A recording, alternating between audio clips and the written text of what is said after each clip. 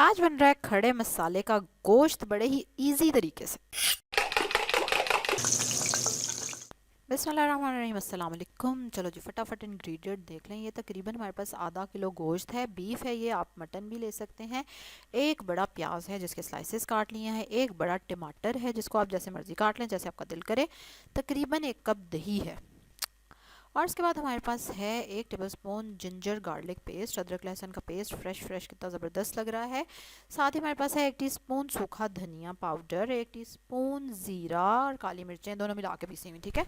1 teaspoon गरम मसाला, फिर ये है काला ज़ीरा, सफ़ेद ज़ीरा और दालचीनी का टुकड़ा, ठीक है। आधा आधा टीस्पून और एक दालचीनी का टुकड़ा। इसमें 3-4 लौंग हैं और 5 लौंग हैं। 4 क्या है, छोटी इलायचियाँ नज़र ही नहीं आ रही, अच्छा जी। और एक कड़ी पत्ता। देखा, ये ज़बरदस्त से मसाले हैं और इसकी रेसिपी इतनी आसान है कि आप हैरान हो जाएंगे। अच्छा, इसमें हम डाल रहे हैं तकरीबन 4 टेबलस्पून ऑयल लिया है मैंने। ऑयल कम ज़्यादा आप कर सकते हैं, ठीक है। आपको पता है मैं कम ही ऑयल ज़्यादा पसंद, कम ऑयल डालना पसंद करती हूँ। चलो जी, उसमें अब हमने डाल दिया गोश्त। अब आंच रखेंगे तेज़ और गोश्त को मुझे इस घी में भूनना है जब तक कि गोश्त का रंग बदल जाए, ठीक है।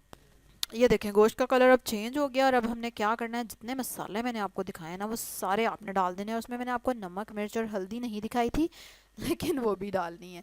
और वो आप अपने टेस्ट के हिसाब से डाल लेंगे। मैंने 2 टीस्पून नमक, 2 टीस्पून रेड चिली पेपर लाल मिर्चें और 1 टीस्पून हल्दी डाली, ठीक है। अब आपने इसमें पानी डाल देना है कि जिसमें गोश्त गल जाए और उसके बाद थोड़ा थोड़ा सा मसाला अगर आप रखना चाहें तो उस हिसाब से पानी डलेगा, ठीक है। फिर उसको उबाल आ जाए तो हल्की आंच पे गलने देना है। और अब ये स्टेज है कि गोश्त गल चुका है, तकरीबन 45 मिनट में गला है ये, ठीक है। डिपेंड करेगा गोश्त की क्वालिटी पे और कैसा है गोश्त, ठीक है।